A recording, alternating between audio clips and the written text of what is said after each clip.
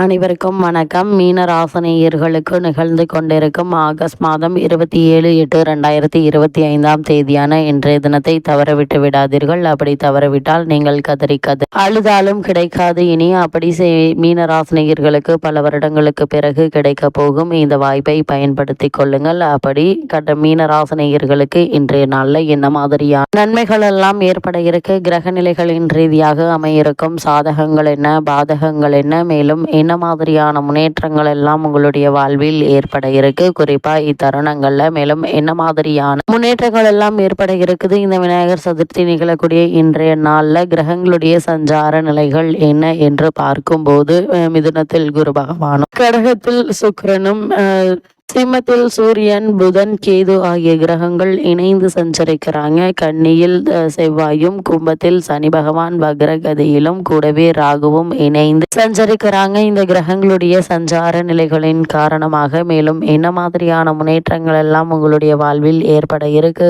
என்று பார்க்கும்போது இன்றைய நாளை பொறுத்த வரைக்கும் மீனராசினியர்கள் மட்டுமில்லாமல் உலக மக்கள் அனைவருக்குமே இன்றைய நாள் விநாயகர் சதுர்த்தி தினமாக மிக விமர்சையாக கொண்டாடப்படுதுங்க. அப்படிப்பட்ட இன்றைய நாள்ல நீங்க என்ன செய்யலாம், என்ன செய்யக்கூடாது என்பது குறித்தான முழுமையான பதிவு தான் பார்க்க போகிறோம். அந்த வகையில விநாயகர் சதுர்த்தி விழா தமிழகம், கர்நாடகா, ஆந்திரா, தெலுங்கானா, மகாராஷ்டிரா உள்ளிட்ட மாநிலங்களில் வெகு விமர்சையாக கொண்டாடப்படுவது வழக்கங்க. பல இடங்கள்ல பந்தல் அமைத்து விநாயகர் பலவிதமான சிலைகளை நிறுவி பூஜை செய்து வழிபடுவாங்க.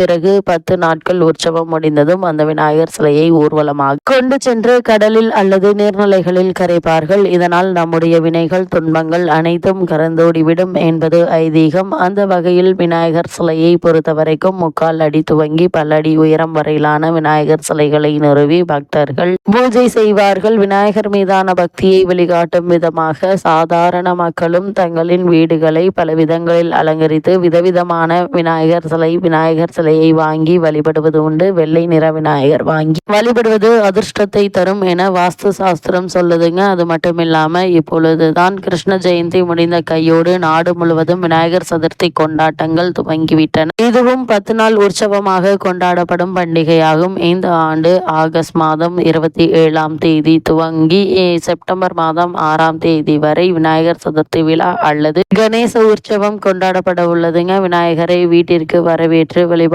செய்வதற்கு மக்கள் தயாராகி வருகின்றன. பல்வேறு வண்ண விளக்குகள், அலங்கார பொருட்கள், பல வண்ணங்களில் விநாயகர் சிலைகள், மாவிளை தோரணங்கள் உள்ளிட்டவை தற்போது விற்பனைக்கு வர துவங்கிவிட்டன. என்னதான் கோவில்களிலும் பொது இடங்களில் விநாயகர் சிலை நிறுவப்பட்டு பூஜைகள் நடத்தப்பட்டாலும் அனைவரின் வீடுகளில் விநாயகர் சிலைகளை வாங்கி வைத்து வழிபடுவதுதான் வழக்கம். அப்படி விநாயகர் சிலை வீட்டில் வைத்து வழிபடுபவர்கள் என்ன செய்ய வேண்டும், என்ன செய்யக்கூடாது என்பதை நன்கு கவனத்தில் கொள்ள வேண்டும். அப்படி விநாயகர் சதுர்த்தியான் இன்றைய தினம் நீங்கள் என்ன செய்ய வேண்டும் என்று பார்க்கும்போது வீடுகளில் விநாயகர் சிலைகளை வைத்து வழிபடுபவர்களில் சிலர் கடைகளில் வாங்கி வைத்த சிலையை வைத்தும், இன்னும் சிலர் தாங்களே வீட்டில் செய்த விநாயகர் சிலையை வைத்து வழிபடுவார்கள். ஆனால் எந்த சிலையை வைத்து வழிபட்டாலும் அன்றைய தினம் விநாயகருக்கு கண்டிப்பாக தலையில் கிரீடமும் குடையும் வைக்க வேண்டும். தலையில் கிரீடமோ குடையோ இல்லாமல் விக்கிரகமானது முழுமை பெறாது. அது மட்டுமில்லாமல் இந்த காலகட்டத்தை பொறுத்த வரைக்கும் இவ்வாறு கிரீடம் வைத்து வழிபடுவதால் அதிர்ஷ்டம், நன்மைகளும் வந்து சேரும். அதேபோல் கடையில் வாங்கிய விநாயகர் சிலையாக இருந்தால் சரி, வீட்டில் செய்த விநாயகர் சிலையாக இருந்தாலும் சரி, விநாயகர் அமர்ந்த நிலையில் இருக்கும் சிலையையே பிரதிஷ்டை செய்து வழிபட வேண்டும். கண்டிப்பாக இவையெல்லாம் இருக்க வேண்டும் என்று பார்க்கும்போது விநாயகர் சிலையில் விநாயகருடன் அவரது வாகனமான மூஷிகம், அவருக்கு மிக விருப்பமான மோதகம்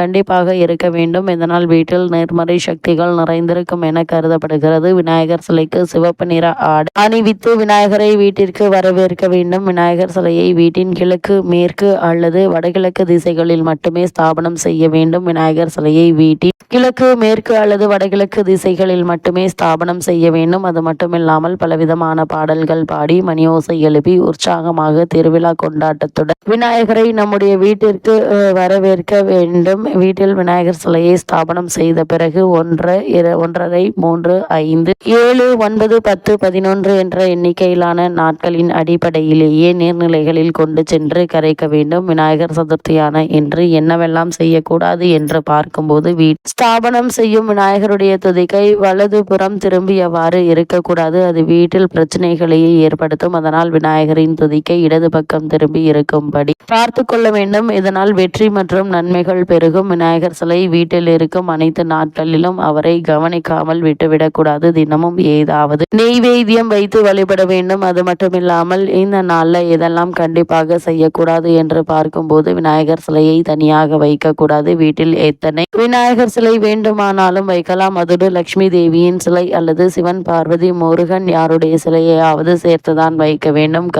ஆராத்தி காட்டி பூஜை செய்யலாம்.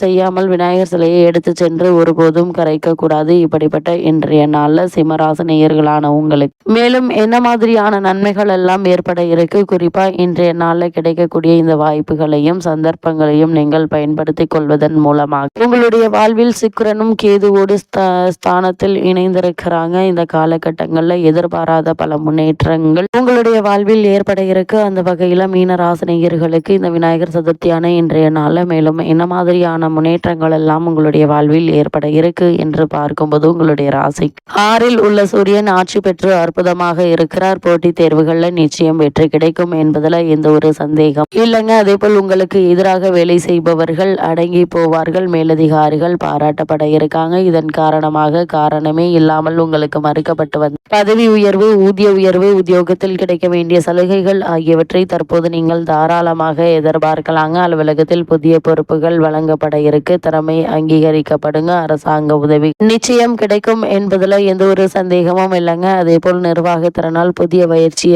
வளர்ச்சியை உங்களால் பெற வாய்ப்புகள் உண்டு. தொழில் ஸ்தானத்தை குரு பார்ப்பதால் தொழிலில் வெற்றி உண்டு என்பதை கிரகநிலைகள் தெளிவுபடுத்துதுங்க. அதே போல் லாபமும் எதிர்பார்த்த அளவிற்கு கிடைக்குங்க. இதனால் இடத்தில் சுக்கிரன் இருப்பதால பொருளாதாரத்தில் குறைவு இல்லைங்க.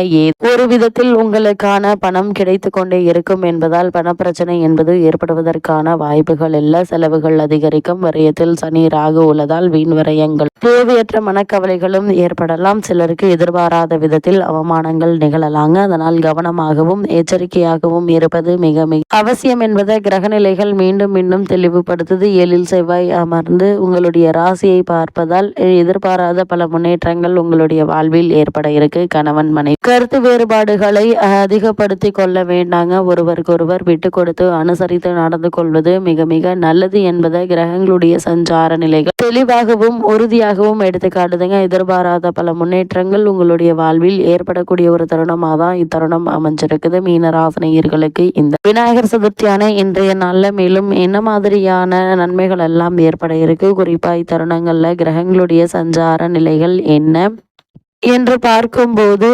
பசுமாட்டுக்கு உணவு தாருங்கள், பறவைகளுக்கு தானியம் போடுங்க, குலதெய்வத்தை நினைத்து கொள்ளுங்க, உங்களால் இயன்றளவு யாராவது ஒருவருக்கு உதவி செய்யுங்க. எண்ணற்ற நன்மைகள் உங்களுடைய வாழ்வில் ஏற்படும்.